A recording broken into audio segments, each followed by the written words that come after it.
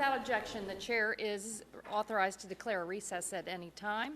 As a reminder, members participating in a hearing remotely should be visible on camera throughout the hearing. Members are responsible for controlling their own microphones. Members can be muted by staff only to avoid inadvertent background noise. As a reminder, statements, documents, motions must be submitted to the electronic repository to sccc repository@mail.house.gov. Finally, members or witnesses experiencing technical problems should inform committee staff immediately. Well, thank you all for being here and joining this hybrid hearing on Climate Smart from Farm to Fork, Building an Affordable and Resilient Food Supply Chain. Today, we'll review pathways to create a sustainable, affordable food supply chain that is resilient in the face of climate change. We will examine opportunities for the food system to be a climate solution while also supporting human health and livelihoods. And I'll now recognize myself for 5 minutes for an opening statement. Scorching temperatures and widespread disasters are putting lives at risk and harming communities across America. This week, families in Southwest Virginia were the latest to face deadly floods like those that swept through Yellowstone National Park just a few weeks ago. At the same time, there is too little water across much of the West, leading to frequent wildfires and dangerously low river and lake levels in Texas. Scorching hot temperatures almost stretched the grid to its limit, forcing families and industry alike to conserve electricity or risk a potential blackout. And Europe is facing what could be its worst heat wave in over 200 years. So it was very disappointing to learn that Senator Manchin is joining Republicans in rejecting investments to address this crisis. Investments that would reduce our dependence on expensive fossil fuels while helping to create jobs and cut dangerous heat-trapping pollution. The American people have consistently supported cleaner, cheaper energy like wind and solar. So while this is quite disappointing this morning, we must move forward and use all of the tools that we have to solve the climate crisis. The costs of inaction are too high, and climate injustice is too great, and our kids' futures are too precious. The climate crisis is also challenging our ability to put food on supermarket shelves and dining room tables across America. According to the American Farm Bureau Federation, major disasters left $12.5 billion in damages to crops and rangelands just last year.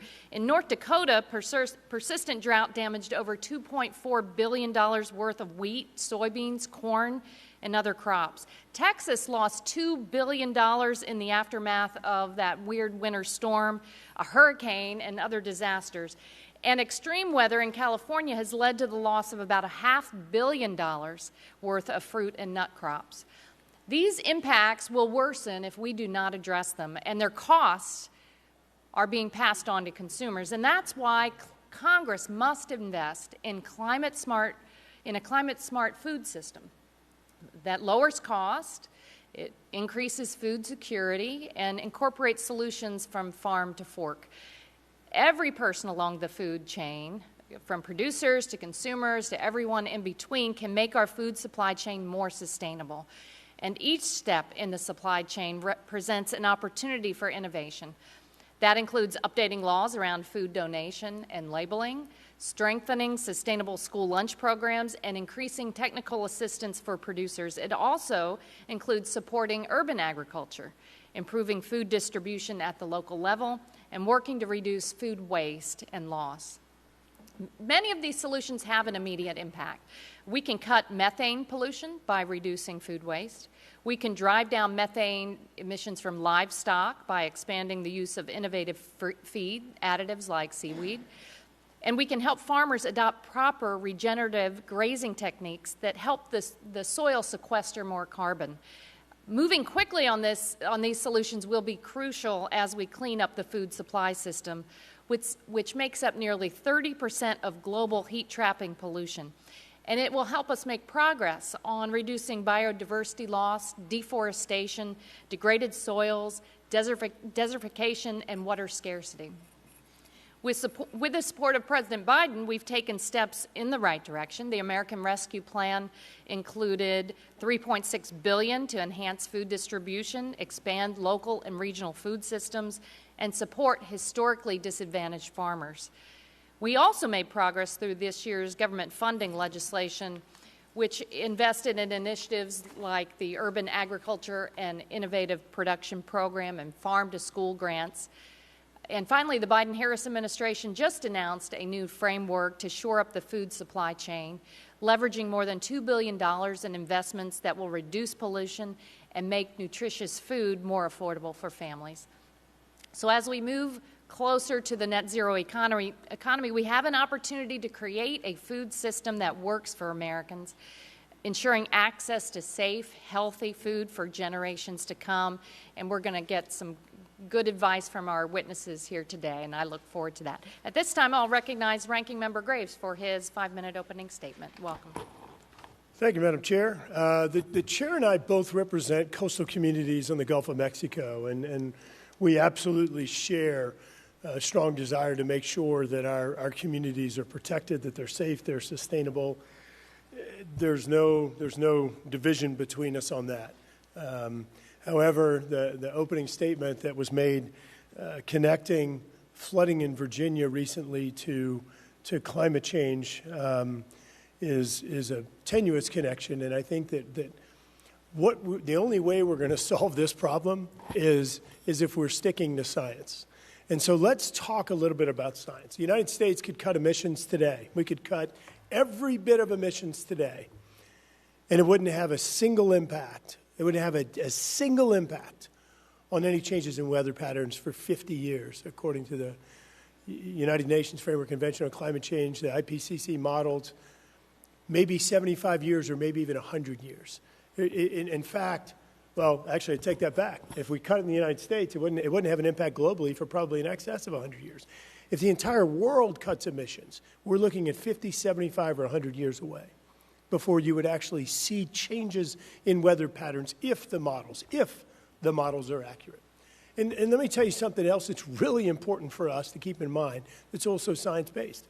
For every 1 ton of emissions that the United States has reduced over about the last 17 years, for every 1 ton we've reduced in the United States, China's increased by 4. It's a global environment. We're headed in the wrong direction, even under the Paris Climate Accords. China gets to increase their emissions another 50% between now and 2030, despite the fact that today they're releasing more than the United States, the European Union, Japan, South Korea. Look, we can sit here and talk all day long about all these. We can sit here and say all these things and make people feel good. The truth is that the policies that are being pushed today by this administration are actually causing greater harm to the environment. We just saw inflation numbers come out this week at 9.1%, the highest number in over 40 years. We've seen gas prices double. We've seen natural gas prices nearly triple. We're pushing people into energy poverty, and we're having greater emissions as a result of this administration's strategy. You've failed on affordability, you've failed on emissions, and you've failed on energy security.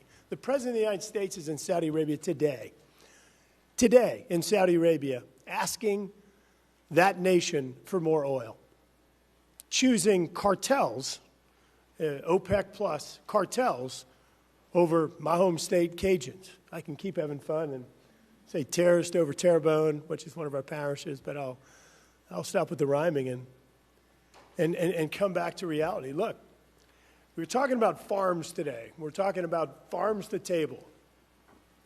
You know, fertilizer right now, we've seen a huge decrease in the availability of fertilizer. One of the largest inputs in fertilizer, natural gas. You're driving up cost for farmers. Since the 1950s, you've seen an efficiency in the United States increase in terms of our farm production, since the 1940s.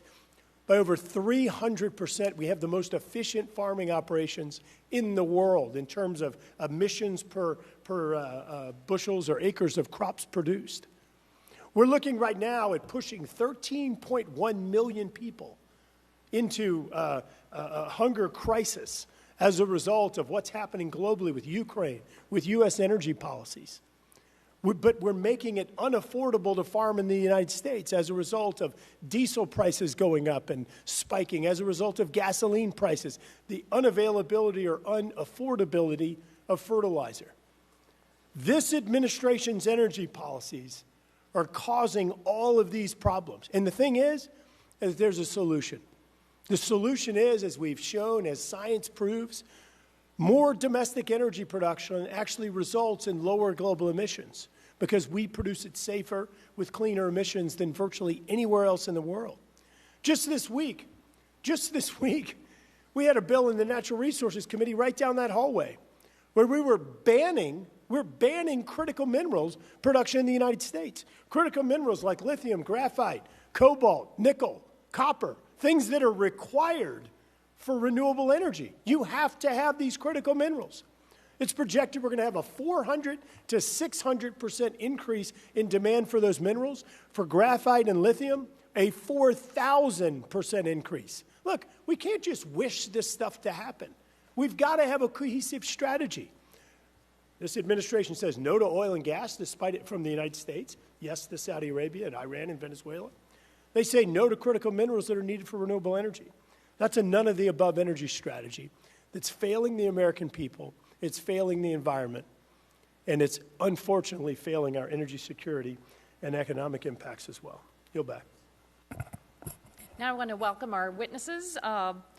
Thank you all for being here. We're very focused on how we improve this food supply chain to lower costs for consumers, so please keep that at the center of your testimony, along with the climate solutions, how we reduce the impacts of the climate crisis. Ms. Dana Gunders is the Executive Director of ReFed. Ms. Gunders leads ReFed's work to end food waste and loss across the U.S. food system.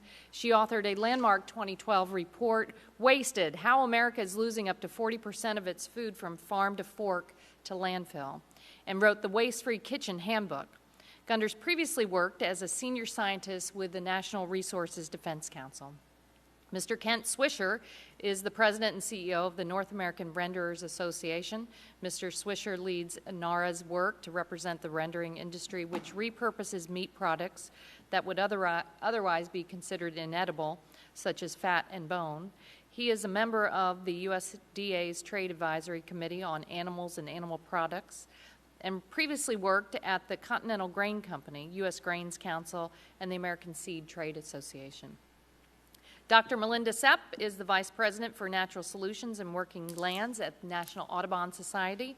Dr. Sepp works to advance natural climate solutions and conservation on working lands, such as rice fields, ranch lands, and forest. A trained veterinarian, she previously served as a senior advisor and deputy chief of staff at the United States Department of Agriculture. Ms. Ellie Brown is co-executive director of the San Diego Food Systems Alliance. Ms. Brown co-leads the Alliance's work to build a healthy and sustainable food system in San Diego County. Prior to joining the Alliance, Ms. Brown worked in nonprofit consulting at Root Causes and as an independent advisor to nonprofits, foundations, and social enterprises. Without objection, the witnesses' written statements will be made part of the record. With that, Ms. Gunders, you're now recognized to give a 5-minute presentation of your testimony. You are recognized. Good morning. Thank you for that introduction. In addition to that, I'm also the mother of 2 children who last summer had 5 weeks of canceled camp and postponed school due to wildfires and smoke. My 7-year-old sometimes has trouble sleeping because she's afraid a fire will come during the night. Climate change is real and present in our lives, and I truly appreciate your action on the issue. I was asked to present the climate impacts of the entire food system and food waste. That's like covering all of energy and energy efficiency in 5 short minutes. Yet, unlike energy, food is an often overlooked and massive factor in the climate crisis. It produces 23 to 42% of total greenhouse gas emissions globally. Just the footprint of uneaten food is more than that of the entire aviation industry. And without interventions, that footprint is projected to increase by 1/3 by 2050. Beyond causing emissions, the food system is part of the solution. It also deeply is vulnerable to the impacts of climate change, with agricultural productivity already estimated to have declined 21% due to changes in climate. Given this critical role, one hearing on food is simply not enough, and I encourage a much deeper dive, perhaps even adding a food section to your congressional action plan. One often overlooked component of climate solutions is timing. Because greenhouse gases are cumulative, saving 1 ton of greenhouse gases annually is 10 times more valuable if it can start next year than if it starts 10 years from now. As one key climate leader said, time is more important than tech. New is good, but now is better. In contrast to other sectors, food solutions are available now. In addition, they are fundamental to addressing methane, whose short-term impacts make it critical to address sooner. And beyond just climate, improving our food system offers opportunities to address food insecurity, biodiversity loss, water scarcity, and even create jobs. In my written testimony, I go into more detail on 4 solution areas to consider. The first is encouraging a shift in diet away from animal products, which are the largest source of US methane. Beef in particular has by far the largest footprint. Just offering the Impossible Whopper, a meat alternative, allowed Burger King to save emissions equivalent to over 500 million passenger car miles in 1 year. Next, a move towards climate-friendly ag practices is a huge opportunity to both reduce emissions and sequester carbon in the soil. Third, protecting grasslands from being converted to cropland is critical, especially in this moment when rising food and fuel prices create additional incentives for farmers to expand into new land. Lastly, and my focus area, reducing food waste is an immediate strategy that inherently addresses all of the above-mentioned impacts. Imagine walking out of the grocery store with 3 bags, dropping one in the parking lot, and not bothering to pick it up. Seems crazy, but that is essentially what is happening across the country today. 35% of food in the US goes uneaten, over $400 billion worth. The average family of 4 spent almost $2,000 in 2019 on food they never ate. And just imagine how that dropped grocery bag must look to the 38 million food insecure Americans who could be fed 3 times over with the amount of food that's wasted. If all of our country's uneaten food was grown in one place, this mega farm would cover more land than Nebraska, Missouri, and Oklahoma combined, and use as much water as more than 50 million American homes. It would harvest enough food to fill a semi-truck every 20 seconds all year, but instead of being eaten, that food would go straight to a landfill where it would emit methane as it decomposed. In fact, food is the #1 contributor to landfills today, and landfills are the 3rd largest source of methane. All told, the climate impact of uneaten food in the US is equivalent to 58 million cars annually. Wasting less food increases supply, which makes food more affordable. Often people jump to solutions like composting, but preventing food waste is far more effective from a financial and a climate perspective. The good news is, unlike many of the thorny issues I'm sure you deal with, this one is solvable. We've seen momentum start to build with over 200 global food companies making commitments, companies including Kroger, General Mills, Compass Group successfully reporting reductions of 19 to 33%, and huge growth in private investment, including $2 billion in 2021 alone, more than double the previous year. Nevertheless, even with all this momentum, at best, we've reduced our food waste by only 2% per capita since 2016. The UK has achieved a 27% reduction in food waste. Some key steps to consider include funding a national awareness campaign to target consumers and a national public-private partnership to engage businesses, incentivizing local action through funding for state and local governments, increasing donation through adjustments to tax incentives and liability protections, and what I think is the lowest hanging fruit, standardizing food date labels to prevent consumers from discarding food prematurely. Wasting less food is something everyone can get behind, and in some cases, there is even money to be saved. The time to act is now. Thank you.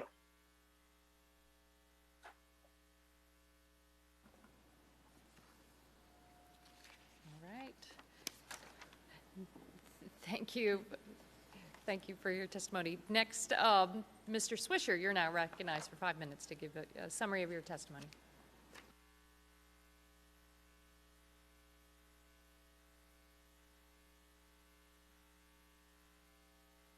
My apologies. Good morning, Chairwoman Castor, Ranking Member Graves, and members of the Select Committee. I'm Kent Swisher, President of the North America Renders Association. Thank you for the opportunity to appear before you today. NARA is the trade association representing the interests of the rendering industry in the United States and Canada. NARA's 32 member companies operate 178 rendering plants and represent over 95% of the North American production. The industry includes independent renders, many of which are multi-generation family-owned companies, as well as integrated packer renders that process only their own animal byproducts. The rendering industry accounts for over $10 billion in U.S. economic activity and employs tens of thousands of people across the country in full-time jobs with benefits. Renders have operations in both rural and urban communities. Rendering is the cooking and drying of meat and other animal byproducts not used for human consumption.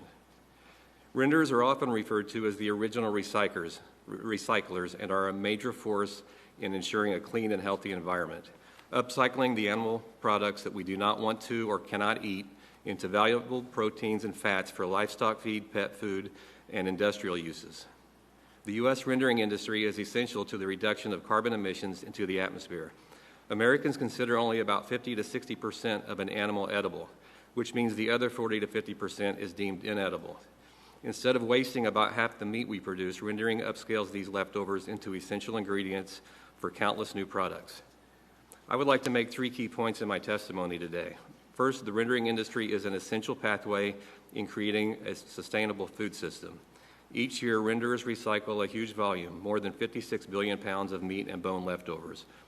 Rendering saves cropland. More than 13.6 million additional acres would have to be planted to make up for the protein and energy deficit that would result without rendered ingredients used in pet food, biofuels, and livestock feed. Rendering prevents alternative disposal methods which lead to unnecessary GHG emissions. In fact, an average rendering plant sequesters 5 times more greenhouse gas emissions from the environment than it emits. If not for rendering, the nationwide capacity of available landfill space would be full in only 4 years. And if the byproducts were disposed of in landfills during decomposition, they would emit large volumes of greenhouse gases detrimental to air quality, and runoff could threaten surface water quality. Rendering is important and a critical part of the solution to reducing food waste. It's a solution that directly addresses food waste by finding practical uses for a wide range of leftovers that consumers consider inedible. Rendering makes the food production footprint smaller. Second, renderers recycle billions of pounds of used cooking oil from food items like French fries into biodiesel and renewable diesel. Biodiesel and renewable diesel are important to reduce carbon emissions in the transportation sectors. In 2010, EPA concluded that biomass-based diesel produced from used cooking oil and other recycled waste greases reduced life cycle greenhouse gas emission by 86% compared to 2005 petroleum emissions. Finally, renders have been collecting and repurposing animal byproducts for decades, transforming them into valuable new products. These products are used extensively as ingredients in livestock and aquaculture feeds and pet food. Rendered proteins and fats provide essential nutrients and energy to keep animal agriculture and pets healthy and growing. In addition, rendered protein meals are a source of calcium and phosphorus, which can be used in animal feeds and organic fertilizer, helping reduce the reliance on imported fertilizer. Renders are early adopters of a resilient bio-based solution to reclaim and upcycle food waste. We are an essential element to the Select Committee's goal of achieving substantial and permanent reductions in pollution and other activities that contribute to climate crisis. NARA supports a level playing field among recyclers to prevent unfair market advantage and unequal competition for animal byproducts. Renderers understand the need to fairly compete for raw material inputs, but not against companies receiving government financial incentives, providing them with added advantage. Federal support should not divert leftover meat and bones and other animal byproducts from traditional renderers to other recyclers. In closing, NARA looks forward to being a part of the discussion as your committee considers future legislative initiatives. We would appreciate your recognition of the important role of rendering in sustainability and reducing carbon emissions. The rendering industry respectfully recommends that any legislative effort adequately recognize the early leaders in GHG reduction in order to avoid unintended consequences in the future. Thank you. Thank you, Mr. Swisher. Dr. Sepp, you're now recognized for 5 minutes to provide a summary of your testimony. Welcome. Thank you. I'm honored to testify this morning on behalf of the National Audubon Society, representing more than 1.8 million members together with 45 million Americans who enjoy birdwatching. I appreciate the opportunity to discuss how we can mitigate climate change and support biodiversity on working lands while building a resilient supply chain. I would like to start by telling you about a visit to the Dakotas. I was meeting with ranchers, and one of them told me he knew the conservation plan that had been developed through our Conservation Ranching Initiative was working. He knew because his 90-year-old father, who still lived on the ranch, told him that the front pasture sounded like it had when he was a kid, because long absent birds had returned. And he knew that a healthy grassland landscape, once again teeming with birds, was a sign of its improved productivity for grazing. I could explain our bird survey results or share a lot of statistics with you this morning, but I think that stories like that demonstrate the impact of Audubon's partnership with farming, ranching, forestry, and fishing families across America. They know intuitively that birds are indicators of the health of the places that they love. So just the way they track the amount of grass during a drought or the water level during a rainy season, they talk about bird songs as the sound of success. They know from experience what scientists have proven, that their livelihoods are intertwined with biodiversity and climate change. Global experts have concluded that one of the most important available actions we can take is implementation of sustainable agriculture and forestry practices. Doing so would increase carbon stores, reduce greenhouse gas emissions, support wildlife habitat, and improve our capacity to adapt to climate change. People who farm, ranch, fish, and produce timber feel the effects of climate change firsthand. From 1980 through 2016, weather and climate disasters with losses of $1 billion or more averaged 6.3 events per year. But for the last 5 years, that has nearly tripled to 17.8. We think of the wildfires in California, Oregon, Washington, and Colorado, the hailstorms in Texas, the flooding in Louisiana, the hurricanes, tropical storms, and tornadoes in Florida and all around the Southeast, the derechos in the Midwest, and the droughts and heat waves in the West. That list is not the last 5 years. Those were all last year. That escalation happened alongside the accelerating loss of biodiversity.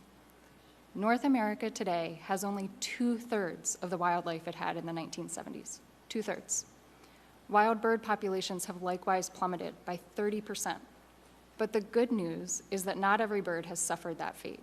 Species that communities and governments have committed to protecting through financial investments and legislative safeguards have rebounded. I believe that the success stories shared in my written testimony demonstrate how climate-smart agriculture and forestry can support biodiversity, resilient supply chains, and other important outcomes like water quality and quantity.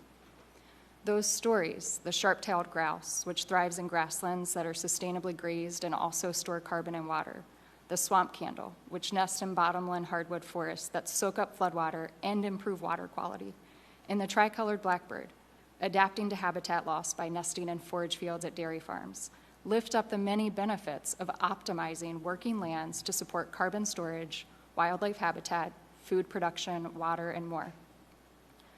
Audubon believes that such conservation must be and can be beneficial for all, including private landowners across the country and consumers. We recognize that different solutions are needed in different places, and we work to support durable conservation across communities and landscapes. The conservation, forestry, research, and extension policies and programs authorized in the Farm Bill are important to delivering those promises. But there is significant more interest in these programs than there is capacity. For example, 46% of valid applications for a single federal conservation program went unfunded, meaning producers submitted and were interested in implementing $1.1 billion worth of voluntary conservation proposals above and beyond what the program could deliver in just 1 year.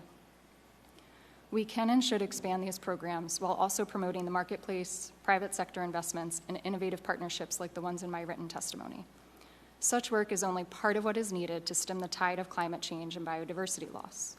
If we can scale up these programs to meet their demand, we can work together to improve climate, biodiversity, and water outcomes while simultaneously supporting a resilient supply chain and thriving communities. We do not face a zero-sum scenario. These goals are not in conflict with one another. Thank you for the opportunity today, and I would be happy to answer any questions. Thank you, Dr. Sepp. Next, Ms. Brown, you are recognized for 5 minutes to provide a summary of your testimony. Thank you. Chair Castor, Ranking Member Graves, and members of the Select Committee, thank you so much for the invitation today. I'm Ellie Brown, Co-Executive Director of San Diego Food System Alliance. We are a diverse and inclusive network in the San Diego region committed to cultivating an equitable and sustainable food system. Most recently, we launched a 10-year plan and movement, San Diego County Food Vision 2030, with the understanding that the time to reimagine and reconfigure our food system is now, and change must take root at the community level. Food Vision 2030 was created through a 2-year participatory process, including over 250 organizations and 3,000 individuals, primarily individuals that are most marginalized by our dominant system: low-income residents, tribal communities, farmers, fishermen, food and farm workers, immigrant-owned food businesses. And Food Vision 2030 outlines a set of objectives to achieve 3 goals: cultivate justice, fight climate change, build resilience. For cultivating justice, access to resources connected to our food system are divided along racial lines, whether it's access to healthy food, access to capital, land, housing, business ownership, due to history and continued inequities. Second, fighting climate change. As Dana pointed out, the truth is our industrialized dominant food system is the biggest culprit to the climate crisis. And at the same time, a localized food system that regenerates and recirculates resources is the most natural way to go and truly is an impactful solution. Third, building resilience. The pandemic has truly disrupted the food system, increase in food insecurity, business impacts.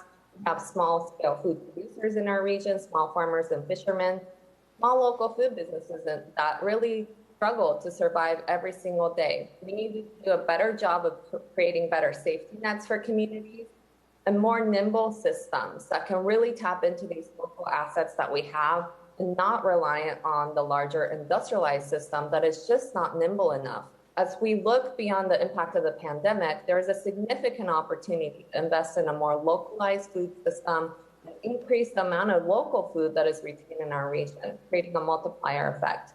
According to a 2019 analysis by the San Diego Regional EDC, food system activities in our region generate over $35 billion in economic output and account for 15% of jobs in the region, representing a major contribution to the regional economy.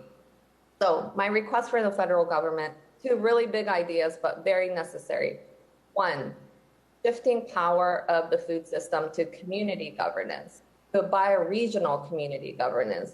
The current racial and climate inequities of the food system can directly be contributed to where power resides. We must shift power away from top-down control to local community governance and bioregions, a region that's defined by the characteristic of the natural environment rather than man-made. We need to center equity and values in our governance and allow for there to be adaptability for each food shed. Food shed is a term that's defined by the food resources in a particular bioregion.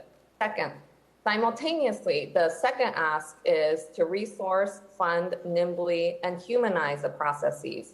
Resources from the US government rarely move nimbly to support community food projects led by communities. We need to remove burdensome barriers around permitting, applications, monitoring, compliance, and reporting if we are to truly create a supportive environment and resource impactful projects on the ground. Climate dollars, even if accessible, come with too many strings attached around monitoring and reporting. We need to build resource funding mechanisms, which include both trust and accountability. Currently, the system feels off balance, placing way too much emphasis on accountability mechanisms that is excessive and unrealistic. We need to humanize, simplify, and streamline if we are truly to meet the climate and equity goals. I wanted to end with the emphasis that really our goal should not be to fix our supply chain or fix our broken food system. It should be to transform it completely by confronting the injustices that underpin it and redistributing power across communities. And yes, it is a multi-generational effort. Our federal government is one of the most important stakeholders in this transformation, and I encourage all of us to approach this issue with open minds and creativity. Thank you very much.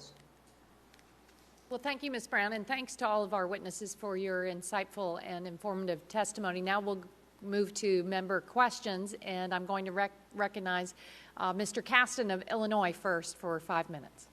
Thank you, Madam Chair, and thanks to all our witnesses. You know what, this committee's been around for about 4 years, and it makes me sad that after 4 years, many of our same membership, we continue to tell stories that are about trying to score political points and calling it science. You know, our ranking member led off by criticizing the president for going to Saudi Arabia. A little while ago, you criticized the president for tapping into the Strategic Petroleum Reserve. Both of those are to increase supply, to cut the cost of energy, for our farmers, to cut the cost of natural gas so that our fertilizer costs will go down. And I don't recall any noise when Donald Trump went to the Saudis and said, I'm going to remove the military from your country unless you cut down on oil production so that we can increase the cost of oil, so that we can save our oil industry. Price of oil went up double digits the next day. Crickets. You do an admirable job of representing your district, Mr. Graves. You do an admirable job of repeating the talking points of your party. Your district depends on exporting fossil fuel. Our fossil fuel industry is trying to sell and produce as much fuel as they can because they want access to European markets. That doesn't make them bad people, it makes them profit-seeking businesses. We just saw an example of that when that LNG terminal in Maine caught fire and the domestic price of gas fell. So what are we going to do for the people who matter? How are we going to actually lower costs? We're going to do it by decoupling from fossil fuel, by not being beholden to Vladimir Putin. We're not going to do it by scoring cheap talking points. So let's talk about the actual science here. If we are going to give a stable planet to our kids, to not have your kids staying home from school as a result of a wildfire, we have to not only stop emitting fossil fuel, we have to go backwards. We have to get back to 300 and 350 parts per million in the atmosphere. In order to do that, the only ways that I have seen that actually profitably take CO2 out of the atmosphere in the agricultural sector. We can put, direct air capture in, but we're going to have to pay a lot of money for those. And so, Dr. Sepp, I'd like to start with you. As you think about what tools we have, we hear a lot about approaches from biochar to short rotation grazing to cover crops. What are the ways that we can actually increase the wealth for our farmers that would reduce as much CO2 from the atmosphere as possible? Because we are out of time for politicking and we've got to start doing these things today. So if you were queen, what are the areas you'd like to see in the agriculture sector that we really focus on pulling CO2 out of the atmosphere as quickly as possible that makes sense for our farmers? Great question. Thank you, Congressman. I'd like to, if I can, kind of talk a little bit about the structure that's needed to implement the practices in addition to the practices themselves. And I just want to underscore so much of the type of conservation work and the type of sustainable practices that need to be implemented in the field at scale, not just kind of isolated, requires substantial technical assistance as you're learning to implement them. And frankly, right, like every field is different, every forest tract is different. So part of that really relies on having a strong technical delivery service and system. So whether that's the Natural Resources Conservation Service, the technical assistance funding and the staffing capacity that they have, state agencies, partners, including Audubon staff. We have rangeland ecologists out in the field helping develop management plans and conservation plans. We have certified foresters on staff.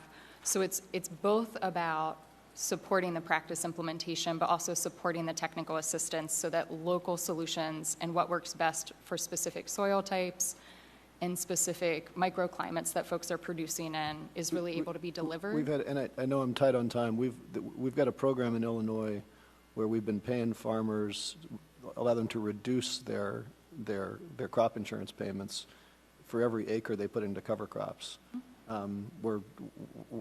We've got a program to try to do that nationally. Do you have any thoughts and comments on that and how broadly applicable that might be for the country? Sure. So I'm happy to follow up with you and your staff on that specific bill. I'll admit just, another anecdote. I'm from the Eastern Shore of Maryland. Maryland has a really great state cover crop program that, again, was intended to, that one was developed with an eye to the Chesapeake Bay health and really resulted in a substantial adoption of cover crops at a voluntary level across private working lands across the state. And there's certainly different models and different ways to work to scale that, so I'm happy to work with your office on that specific bill. But I think that creative solutions to make it financially feasible for producers to implement those practices across landscapes, not just in individual fields, is what's needed. I'm out of time. Thank you very much. If anybody does have further comments with our office, I'd also be interested in thoughts on short rotation grazing and what that might do to improve soil health, but that's a longer conversation of time. I yield back, Madam Chair. Representative Miller, you're recognized for 5 minutes. Good morning. Thank you, Chair Castor. Thank you, Ranking Member Graves, for having this today. I don't think anyone on this committee denies climate change. Our world has been changing ever since it was created, and we now have the science in order to deal with it, and we are learning every day what we can do to change it. And Chair Castor, I appreciate your concern over the flooding in southern West Virginia and Virginia, and recognizing the unique phenomenon that we have, that often when it rains too much, because of our mountainous terrain, it has to go somewhere, and when there's too much rain, it goes down. My community in Huntington had a flash flood because there were 4 inches of rain that hit somewhere else, and boom, there it was. And you know, my friends had 9 feet of water in their basements. So I think what we need to do is work together on proactive solutions that fit our individual communities instead of trying one-size-fits-all mandates. I'm a bison farmer, and I've owned Swan Ridge Bison Farm near Milton, West Virginia for the past 28 years. I'm also a member of the Farm Bureau. I understand things like episodic hemorrhagic disease, which occurs during droughts. I understand that sometimes the government does make suggestions or policies that end up not working, like multiflora rose as a living fence, which then became a nightmare later for farmers because they were fighting those multiflora roses all through their cropland. And I understand the lack of meat processing plants. I'm acutely aware of the struggles that our farmers and our ranchers face bringing their goods to the market. They often operate on such thin margins just trying to make a living, but they work hard. I've seen bad years where they face when the harvest isn't particularly good, and I've seen it when herds succumb to disease. As a farmer and a rancher, these things happen, and they're often out of our control. But there are some crises that we can play a role in fixing. Unfortunately, those bad policy decisions that have pushed inflation and gas prices and diesel prices to record high. Just this week, we learned that inflation last month was at 9.1%, the highest in 40 years. For our food supply chains to thrive, it must first have the resources to do so. That means ensuring that we're making it easier to hire drivers to fix the worsening trucker shortage, lowering fuel costs for both transportation and farm work, and producing more fertilizer here in the United States. It also means not allowing the liberal activists to dictate our energy and agriculture policies, but instead, why don't we listen and take some common sense approach that balances the needs of our people with conserving our country for future generations? Unfortunately, many of the people that live on both coasts, where there's just so much population, they don't understand that it really is flyover country that not only feeds you, but it heats you. Mr. Swisher, as a bison farmer myself, I'm aware of how important it is to make full use of the herd that we raise on our lands. Those who lived on the lands before us knew that they had to use every part of the animals they hunted in order to survive. And that's why I have such respect for your industry. In your testimony, you mentioned the high-tech process that some rendering techniques use. Can you explain the supply chain crisis that we're facing today and how it's impacted your industry, and whether that through deliveries or equipment shortages? Thank you, Congresswoman. Yes, the supply chain crisis has affected us in multiple ways. In one way, on our shipping of our products, so exporting our proteins, and we're highly dependent on the export market. We fill containers and ship product on containers, and of course you all know that there was a major issue getting containers to our plants, and containers were going back to Asia empty when we have product to put in those containers. On the other side, we move a lot of raw material into our plants. We have a huge trucking fleet. We have pickups at every grocery store you see. We probably have a truck going there picking up expired meat. Every restaurant, even up here on Capitol Hill, will have a vat behind the restaurant that used cooking oil goes, and our trucks pick up used cooking oil. So the cost of fuel, any disruptions in the supply chain affects our business on both ends. Can you explain a little bit how the rendering industry actually uses all the food that isn't consumed, and what they do, and what are some of the top products that you create? And I think we'll have to take that question for the record. Thank you. I yield We're going to back stay my on. time. Thank you very much. Ms. Bonamici, you're recognized for 5 minutes. Thank you, Chair Castor and Ranking Member Graves. Thank you to our witnesses. The food supply chain is both contributing to and being harmed by rising emissions and climate change. In a 2021 report, the UN's Food and Agricultural Organization found that the food supply chain accounts for as much as 30% of human-caused greenhouse gas emissions. Last year, the Northwest cherry growers, including my home state of Oregon, they represent Oregon, Washington, Idaho, Montana, and Utah. They estimated that the heat dome event of last June and July resulted in the loss of about 20% of the state's cherry crop. That's equivalent to 4 million pound boxes that never went to market. I also want to recognize the passing of Sebastian Francisco Perez, a 38-year-old farm worker who died last year during the 115-degree heat wave in Oregon. We must make our food supply chains more climate change resistant and resilient, but also mitigate the role that they play in fueling emissions, creating unnecessary waste, and straining our natural resources. So in Portland, Neutral Foods is a small business producing carbon neutral milk. They purchase verified carbon offsets and work with dairy farmers to reduce their overall carbon footprint through changes to grazing, manure, and nutrient management. They recently applied for a USDA Climate Smart Commodities grant to expand their important work to tackle emissions from beef production. So I want to ask Ms. Brown, how can the federal government help small businesses and nonprofits that are seeking to address emissions in the agricultural sector to more effectively be able to access federal grants, and which federal programs have been most helpful in allowing you to meet your organization's goals?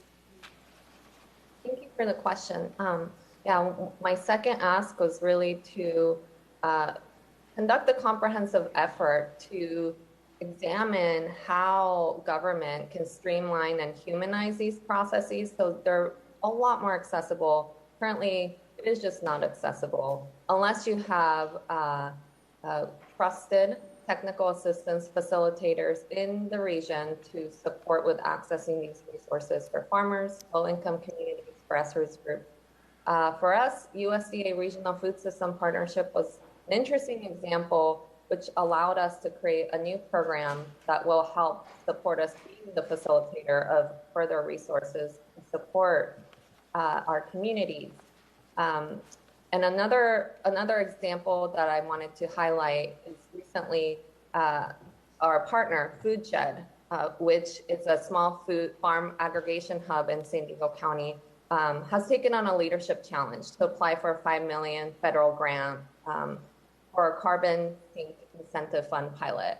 And they have really smart people in that team that has experience in grant writing. And they have been complaining of how cumbersome that process is. Finding matching funds is pretty much nearly impossible.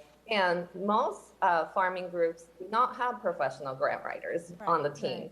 So thank you. That's really helpful. In fact, I just met with a vineyard owner in Oregon recently. They used some federal assistance to transform their energy and now have almost all their energy coming from solar panels, and it's going to pay for itself in just a few years. I have a question for Ms. Gunders. In your testimony, you outlined a number of bills that have been introduced and, if enacted, would address food waste challenges. What food waste-related issues have not received sufficient attention from Congress?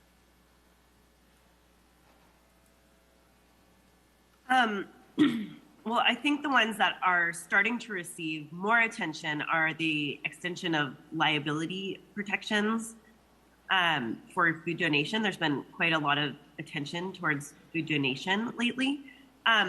What's not receiving attention is how to prevent the food from going to waste in the first place. That whenever food is wasted, there's money wasted with it. So things like how much food is being wasted in food that is purchased by the federal government. Any sort of measurement techniques to understand how much does the Department of Defense, a huge purchaser of food, actually wind up throwing out, and all of the cost of that with it. So that's been something that has not received very much attention lately at all, or ever. I appreciate that, and I think it's important to note that in many places in this country we have significant amounts of food insecurity, and we can do a much better job of aligning the food waste issues and addressing the serious problem of hunger in our communities. And I'm going to yield back the few seconds I have remaining. Thank you, Madam Chair. Thank you. Next, we'll go to Mr. Levin. You are recognized for 5 minutes. Oh, excuse me. My fault. Mr. Palmer, good morning. You're recognized for 5 minutes.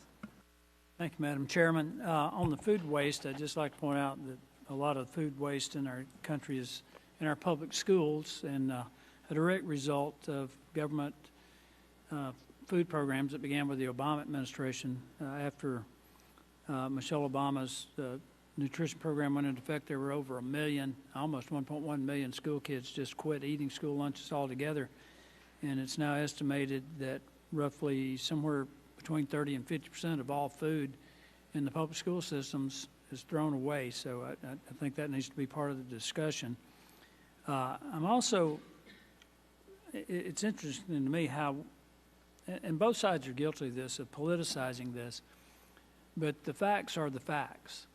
And if it weren't for fossil fuel, we would have hundreds of millions of people malnourished and possibly starving to death. But the fact of the matter is, since we've introduced modern farming techniques that are fueled with fossil fuels, machinery like tractors, harvesters, planters, transportation vehicles, processing equipment, refrigeration, I mean, these are all things that are byproducts of the fossil fuel industry. Even though the world population has doubled, you can't see this, but the number of people who are dying from starvation has gone down, like a sinking ship. That's a good thing. And what we found is that when you introduce these policies that are being advocated for how we produce food and how we provide energy, it can have catastrophic results. Just look at Sri Lanka. You've got people marching on the government capital because in Sri Lanka and the Netherlands, we've just seen this, of the dire crisis that government mandates create. Poor attempts at environmental policy through government-mandated chemical fertilizer bans in Sri Lanka created a food price spike and economic peril that the people are suffering through right now. The country's on the verge of collapse. I mean, you got to think about the unintended consequences. My colleague mentioned someone who died from heat exposure, and I keep pointing this out, and they don't like for me to point it out. But Lancet, other medical journals in the world have made it clear that there's 17 times or more people die from cold-related issues than heat. I grew up dirt poor. We grew most of our own food. I'm thankful that my grandpa had a tractor. I'm thankful that we had a freezer and a refrigerator.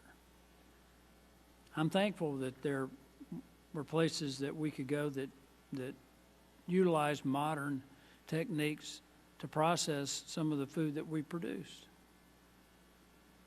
I don't understand why we want to go so headlong into adopting policies that are clearly going to have a very negative impact on people's lives.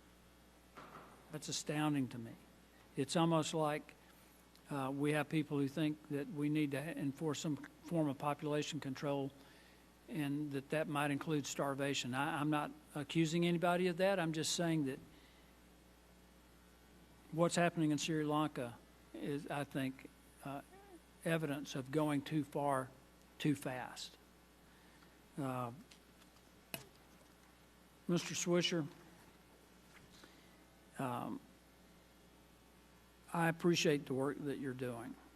I just wonder if in your efforts in food rendering and the work that you're doing, if you've contacted the public school systems to get access to the food that's going out in the trash cans every day.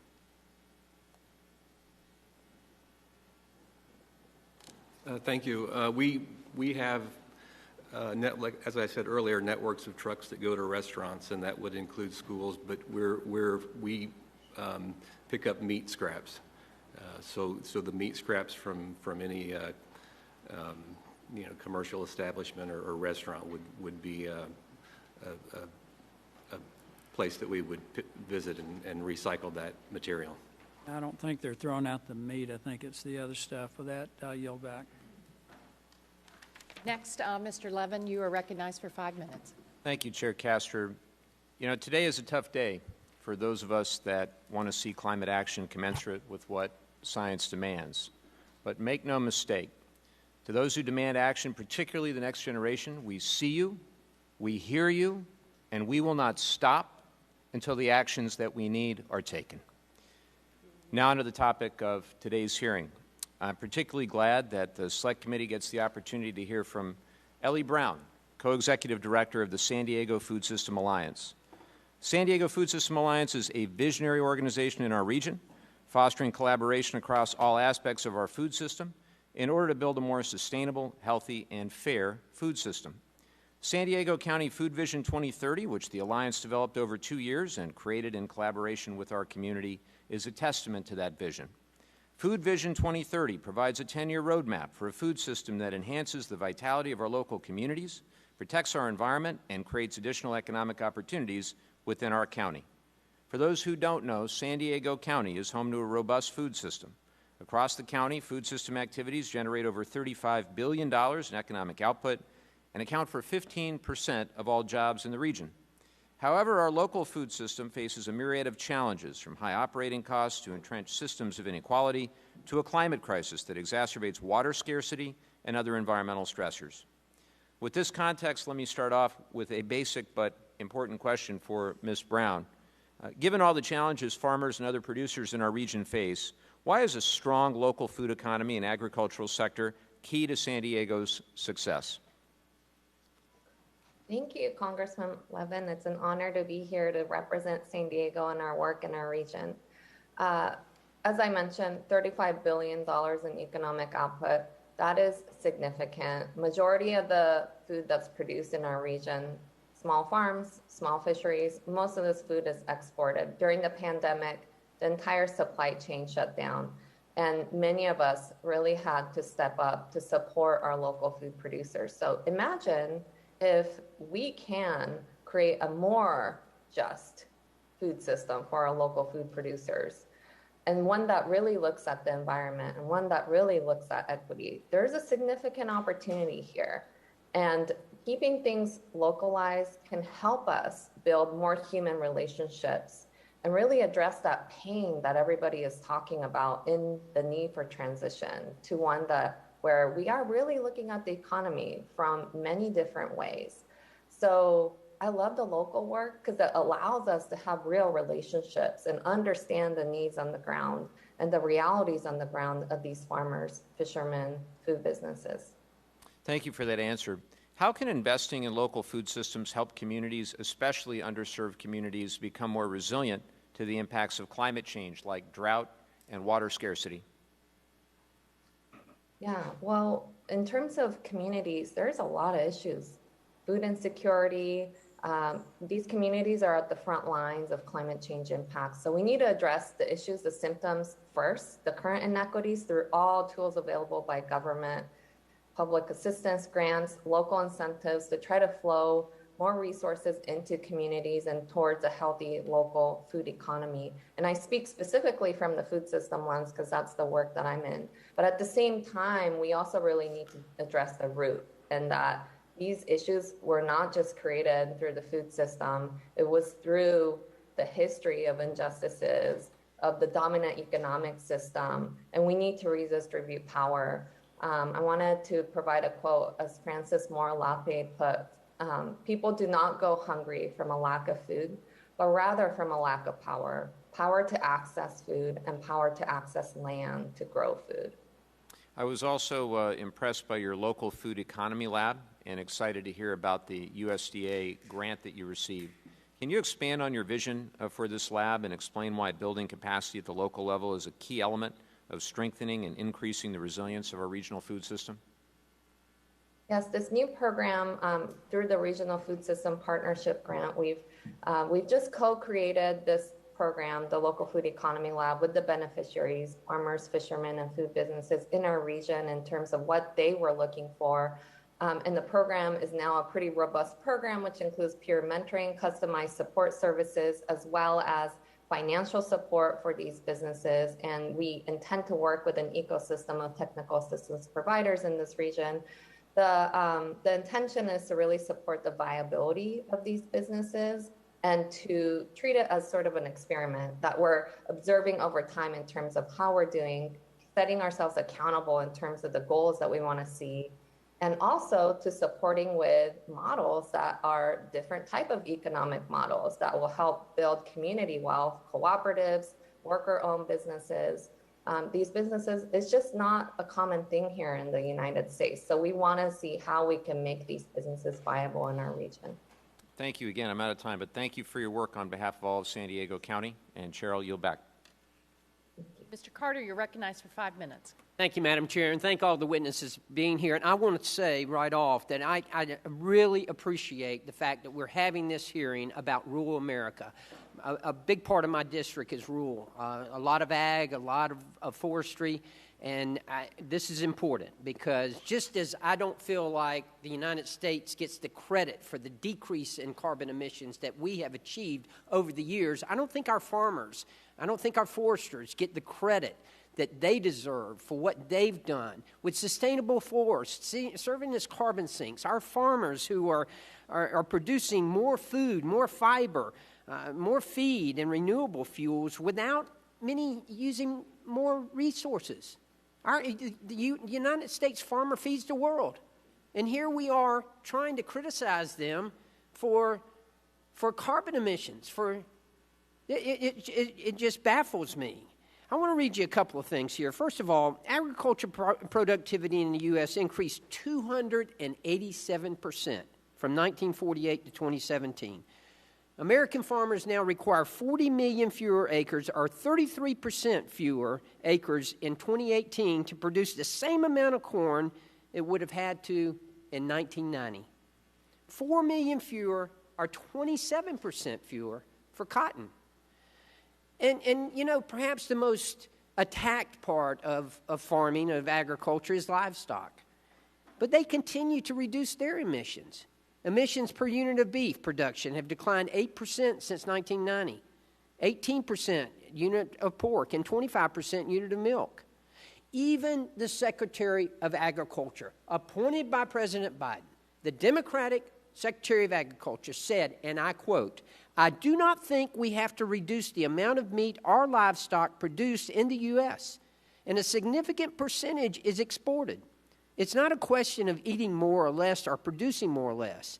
The question is making production more sustainable," end quote. That's the Secretary of Agriculture. The Democratic Secretary of Agriculture said that. American farmers are part of the solution. They are not part of the problem. Mr. Schweitzer, I appreciate you being here, and I want to start by saying that one of your members is located in my district in Alma, Georgia, in Bacon County. I've visited there often and am quite impressed with the work that they're doing there. But when I was listening to your testimony on the magnitude of animal byproducts that are recycled every day across the U.S., it reminds me of the critical role that renderers play in the sustainability of animal production systems by utilizing nearly all of the byproducts, almost all of the byproducts from the production of meat. And in addition to preventing waste, they're also providing sustainability-produced inputs of multiple of consumer products we use each and every day. So let me ask you, can you talk about some of the key inputs that renderers provide for the supply chain that would not exist without your industry? Yes, thank you. We produce meals and fats and oils. So one really positive success story that we have is that we replace fish meal in aquatic rations. So over time, fish meal production has been flat. Since the 80s, it hasn't increased. And aquaculture production has skyrocketed.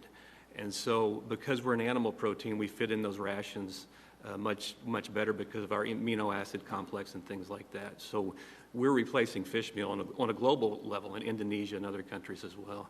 And then our fats and oils, back in the early 1800s, we produced candles and things out of beef tallow.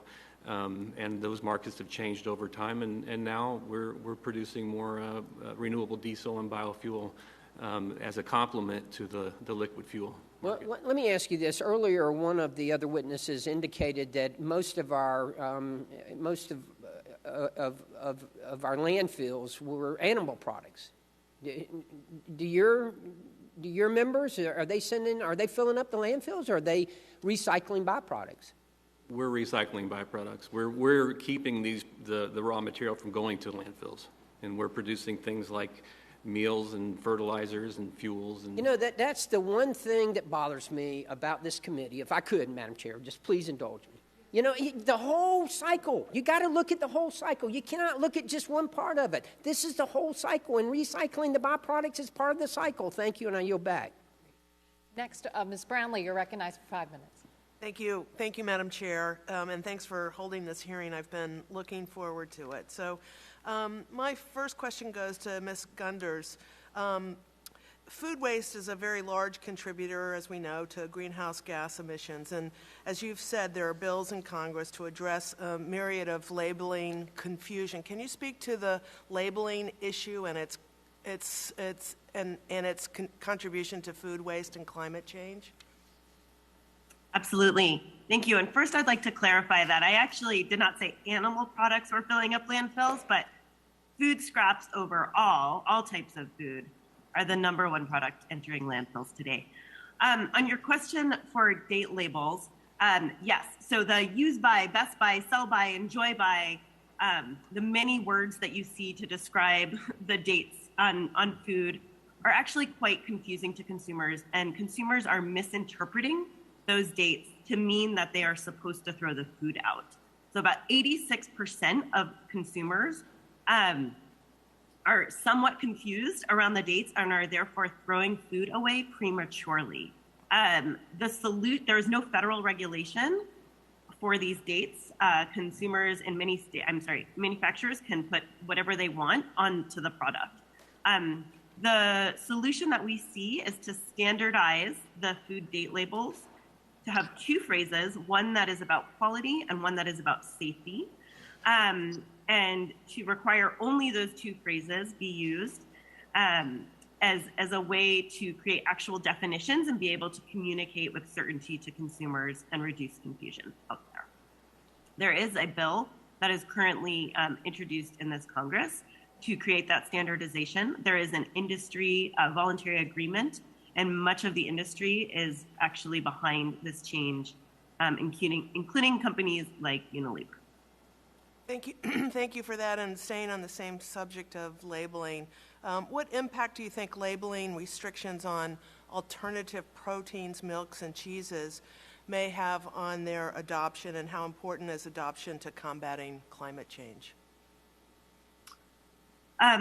Yes, well, my understanding of the alternative protein realm is quite limited, but I understand that there are some labeling issues that, that they would like to be able to call things like almond milk. They would like to be able to call that milk still. I think that, there's no single bullet, but offering alternative products that are similar to animal products is one of the tools in the toolkit to having us reduce our overall consumption of meat as we look forward. And I think it's important to note that food demand is predicted to increase quite a bit. By the UN predicts we'll need about 50% more food by 2050 to feed our global population than we do today. So I think when we're talking about reducing consumption, it's not necessarily reducing production, but rather trying to freeze the footprint of food at what it is today in order to feed a growing population and a growing demand. Thank you. And staying on the same theme, Ms. Sepp, so recently in grocery stores, I've noticed that some food producers have begun to label their foods as carbon neutral. Do you believe creating a uniform climate-friendly labeling standard would help address climate impacts of food production and incentivize consumers to choose more climate-friendly alternatives, just similar to calorie labeling and nutrition labeling? Thank you for the question. So I think more generally, market-based conservation programs have the potential to diversify income opportunities for producers, which is great, and provide us a signal from the marketplace to support durable, on-the-ground conservation of climate-smart, like adoption and large-scale adoption in particular of climate-smart practices. I think that there are certainly a wealth of different ways of approaching front-of-package labeling and doing so in a way that is consistent, fair, and transparent for consumers and also reflects the science of the practices and the outcomes in the field. And balancing that so that it's accessible for consumers in the marketplace is certainly is needed, but those signals do have the potential to really help support large-scale adoption of the practices, which is what we've talked about today as really being needed to realize the natural solutions potential of working lands. Thank you. With that, and I will yield back. Thank you, Madam Chair. Thank you. Representative Graves, you're recognized for 5 minutes. Thank you, Madam Chair. Madam Chair, I want to respond to some comments that were made earlier. First of all, comments were made that President Trump asked Saudi Arabia to cut oil production.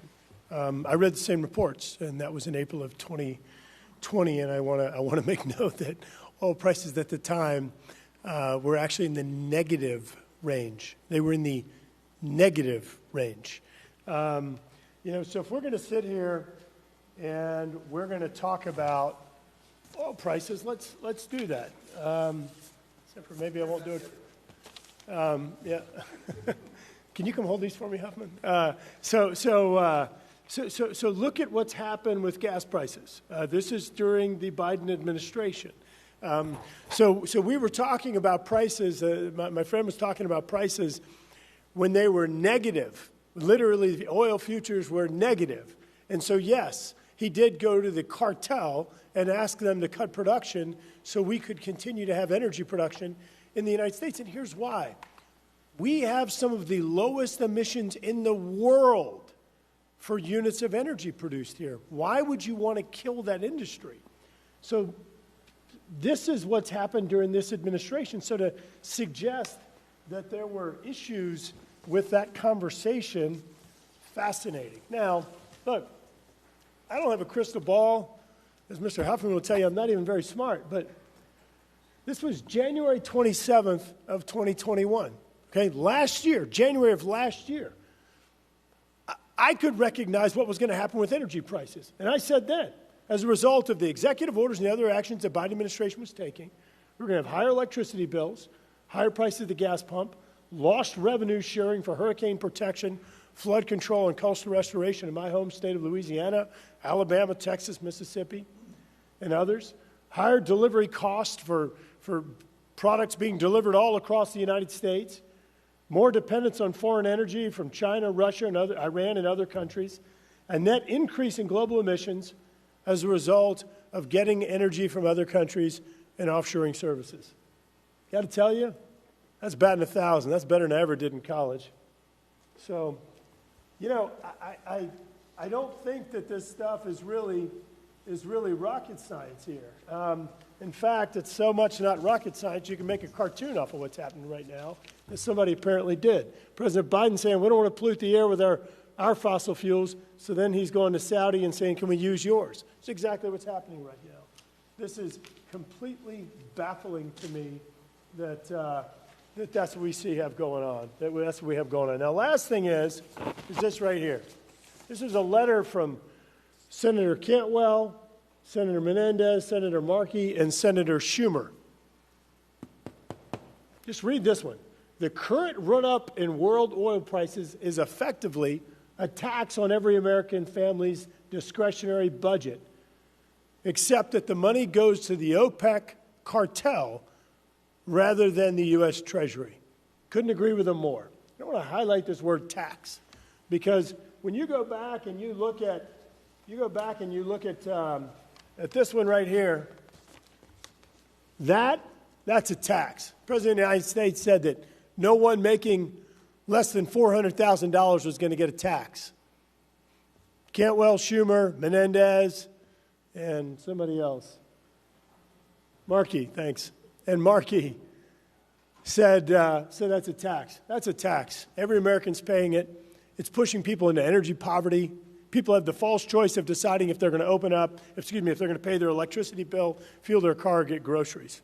This is unbelievable, and I'm going to say it again, it's resulting in higher emissions. I want to ask, I believe you, Dr. When you carry out better farming practices, as you noted, I assume that results in sequestered greenhouse gases, improved sequestration of greenhouse gases. Is that accurate? Or potentially? Sorry, yes, sir. The hope, right, is that by implementing sustainable practices, you are storing more carbon in the soil, you're improving the water infiltration rate, right? Like, and the list of co-benefits goes on. It's also improved habitat potential for wildlife. Yes. Thank you. I didn't mean to go off on a diatribe, and I just kind of ate all of my time. So I know I didn't have much coffee today, but I'm gonna yield back. I'm gonna submit some questions for the record because I do have a number of them, but I do want to note to my friend, Mr. Huffman, that your witness just said that sequestration's an option. And we'll go to Mr. Huffman for 5 minutes. You're recognized. Well, thank you, Madam Chair. I want to commend you for trying to have a serious conversation about how agriculture and our food supply can be part of the climate solution, how we can build a more affordable and resilient food supply chain. So just for those maybe watching this hearing, this is not another rerun of the I Love Oil show. We see that rerun all the time around here. We're trying to talk about food security and resilience, and the piece of this that I'm most interested in is food waste. And for those of our witnesses who work in this field, I just want to tell you, I think your work is so important. I want to make sure you know that it is appreciated. And I would think food waste could be just something we would find common cause on. It seems like such an obvious thing to tackle together. It's a huge contributor to climate change. A report by the EPA found that annual greenhouse gas emissions of food loss and waste alone equals that of 42 coal-fired power plants. The annual water and energy used in food waste is enough to supply 50 million homes. So why would we not want to tackle this together? Use our food better, reduce waste, and improve food security. And by the way, there's a lot of methane involved in that food waste. And if we care about inflation, addressing food waste actually saves families money. So it is a win on so many levels. Ms. Gunders, I want to ask you for some ideas for how Congress can tackle this issue. What are some thoughts about how we in Congress can invest upstream to try to reduce food waste? Thank you so much. And absolutely, I think it is a solution to the increasing prices that we're seeing today. You know, even several studies have shown that lower income households and higher income households actually waste approximately the same percentage of their food budgets. And so helping those folks, especially in lower incomes, stretch those food budgets is a really important component, especially today. And that's where really focusing on consumer food waste is an important place to focus, such as a national consumer campaign that really helps educate consumers, gives them the tools to stretch those food budgets. Another place further upstream is creating a national public-private partnership. There's a really successful start to a public-private partnership on the West Coast right now. We have 7 retail signatories, including Walmart, Kroger, Albertsons, some of the largest, who are participating and working pretty competitively to identify opportunities. And taking that type of partnership national can really expand the potential. They're piloting all sorts of new projects. They're sharing learnings. They're looking at specific sectors like dairy and produce and how can they reduce waste, through the manufacturer, even in production, all the way through to retail. And so really looking at some of those partnerships is critical, and funding a national one would be a key step. Another is looking at opportunities in schools. There are things that can be done, such as share tables being put out all around the country. Share tables are popping up where students who don't want their food can put it on a table, and those who would like more or to take some home are able to take that food. Simple solutions like that can be elegant. Another are milk dispensers. So instead of putting milk in little cartons, it can be in a dispenser, and those students who care for milk can take what they would like, and those who don't have to just take the carton and put it straight into the garbage. Lastly, I think waste is often a locally governed or jurisdicted issue. And so really providing funding to local and state jurisdictions to explore policies in this area, to fund technical assistance, food waste prevention programming can be a great solution as well. Yeah. Well, thank you. And in the time that I have left, let me just respond to the suggestion earlier that by promoting healthier school lunches, Michelle Obama somehow contributed to food waste because 1 million kids stopped eating their school lunches. Let's be clear. If Michelle Obama had endorsed Twinkies, Fox News and right-wing media would have promptly declared that Twinkies are yucky, and 1 million people would have stopped eating them because that's what their parents and Fox News told them to do. I have seen in my district and in my state and around the country that healthy food can also be yummy food. And so I hope we can dispose of that canard and get back to the subject of healthy, nutritious food and reducing food waste and having a more resilient food system. So thanks. I yield back. Great. And next we'll go to Ms. Escobar. You're recognized for 5 minutes. Thank you, Madam Chair, and many thanks to our panelists who are here today, both in person and virtually. Really grateful to all of you for your work. Food is a really critical component of the effort to tackle the climate crisis. And so, Madam Chair, thank you for bringing us back to focus on really practical solutions and ideas around food. And I think too many Americans don't realize the power of their decisions as consumers and the impact that those decisions have on the climate crisis and the climate emergency. Our country wastes between 30 to 40% of the food supply. This is not just immoral, but it is devastating to the environment. I do applaud communities and people across the country who are working to change that. In my own home district of El Paso, Texas, we've seen a rise in urban farms, such as Fossil Face Farms, helping tackle food insecurity in our community and helping educate the community by showing individuals how to farm and garden effectively at a low cost. There are also local organizations such as No Lost Food that provides meals to families in need, by also focusing on reducing the food waste that goes into our landfills. Congress has to do more, but we have to support not just the local urban farmers, agricultural organizations, and ranchers who face climate-related risks to the food supply chain, but we also have to do everything possible to legislate around that and educate the public as well. Ms. Gunders, I have a couple of questions for you. Actually, I have one question for you. Can you please talk a little bit more about the importance of adopting existing technologies to reduce food waste and what Congress must do to encourage food waste technology innovation? Absolutely. There is an explosion of innovation right now happening around food waste reduction, and some of it is incredibly successful. So we're seeing things like using big data and machine learning to improve forecasting for retailers, using new types of imaging and technical vision to evaluate the quality of products, using sensors to evaluate how much temperature exposure has happened, and allowing companies to route products that have a shorter life to places that are closer, and that have a longer life to places that are further.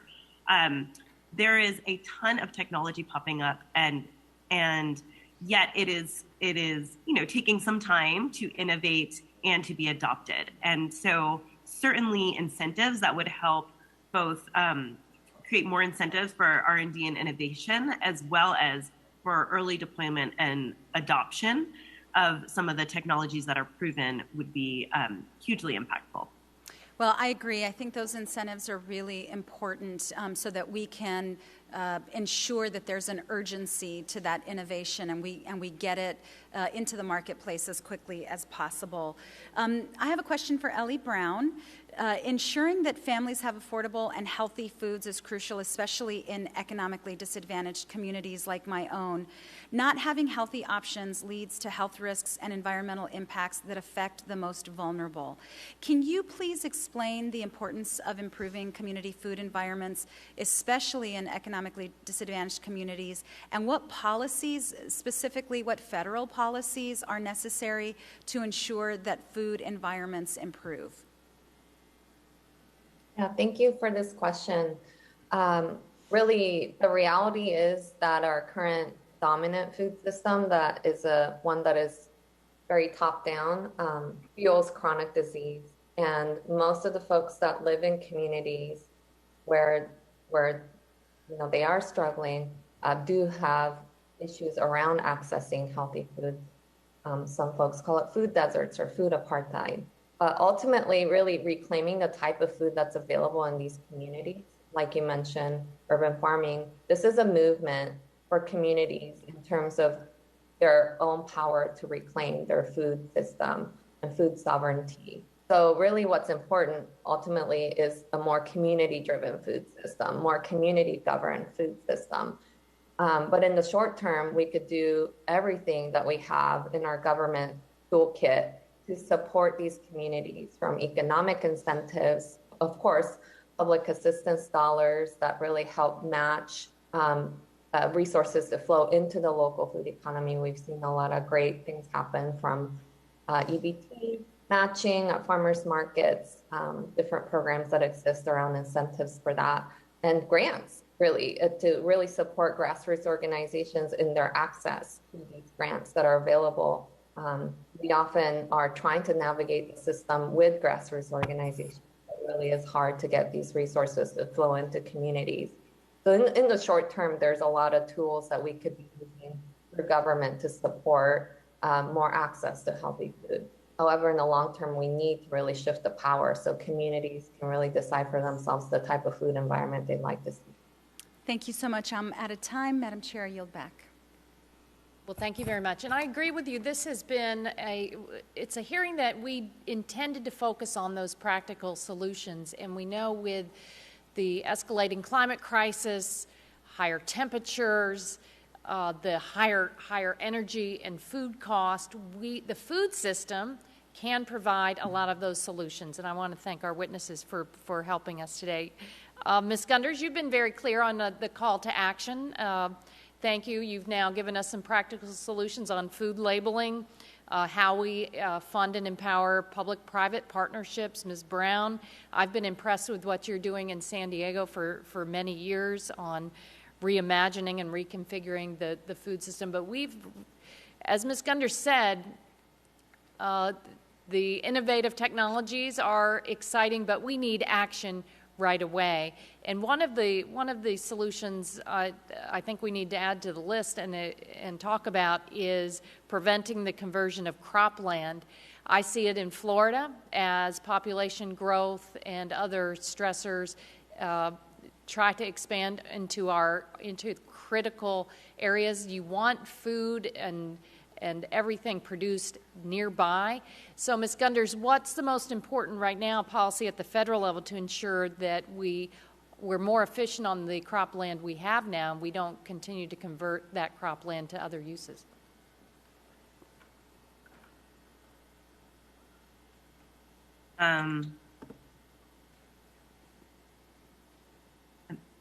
Sorry. Yes, I think there are a few. One is supporting the North American Grasslands Conservation Act. There's already a great program called the Sod Saver that's been part of Farm Bills in the past. That expanding this program could reduce negative impacts of that happen out there. And then also rethinking renewable fuel standards and policies is the other. And I would point you towards a report that's been written on this by the World Wildlife Fund, who are really kind of the experts on the policy around this. And Dr. Sepp, you focused on this as well, and I do appreciate how you pointed out early that our farmers and producers need help. I met with farmers in Florida not too long ago across all industries, citrus, cattle, dairy, the plant nurseries, the specialty crops, and they are hungry for help because their productivity is suffering under extreme temperatures, extreme rainfall events. So what do you point out to us are the most important policies that we need to be focused on to help our farmers and to conserve cropland? Yes, thank you for the question. I'd like to come back to just a few points that frankly, I think apply a lot across a lot of different landscapes in the producer community that you're talking with, right? Whether they're row crop producers, cattle producers, they're thinking about orchard or private timber stands. And that is, we already have an existing suite of federal and state conservation programs that producers know, they're familiar with. There are recommendations about how to improve, streamline those, make them more accessible, make them more equitable, but also those programs are already heavily oversubscribed. Right? Just the one example that I gave earlier, in a single year, $1.1 billion in one program of interested but unfunded applications. And those are producers coming in, they've already done the research, they have a proposal, they've submitted it for a competitive review process. So when we think about how we can scale up the action of now, right? Like scale up sustainable agriculture and forestry practices across landscapes across the country, it really is about helping meet producers where they are with what they need when it's technical assistance and cost share for practice implementation. And then I would say also recognizing the value of the private marketplace. So that's back to the opportunity around some of those market-based conservation signals to really think about how those can connect and tie in with increased revenue and share of profit for producers. Thank you very much. And Ms. Brown, San Diego, the alliance there can be a model for other communities across the country, but I'm worried there are many communities that simply don't have the resources to implement that kind of local grassroots effort. What can we be doing to encourage that model and empowering people at the local level across the country? Yeah, you'd be surprised. Johns Hopkins facilitates a food policy network nationally, and I know several years ago there was at least 250 organizations in various different communities across the nation, city level, county level, state level, really organizing around food policy, very bottom-up, grassroots approach. So you'd be surprised. A lot of folks are really getting together around this issue. I think it really crosses political lines. Food is a necessity. We want to support our local farmers. We want to support our local businesses. How do we do that together? So there's a lot of groups out there. You just really have to listen. Thank you very much. Next, I see Mr. Crenshaw has joined us virtually. Mr. Crenshaw, you are recognized for 5 minutes for questions.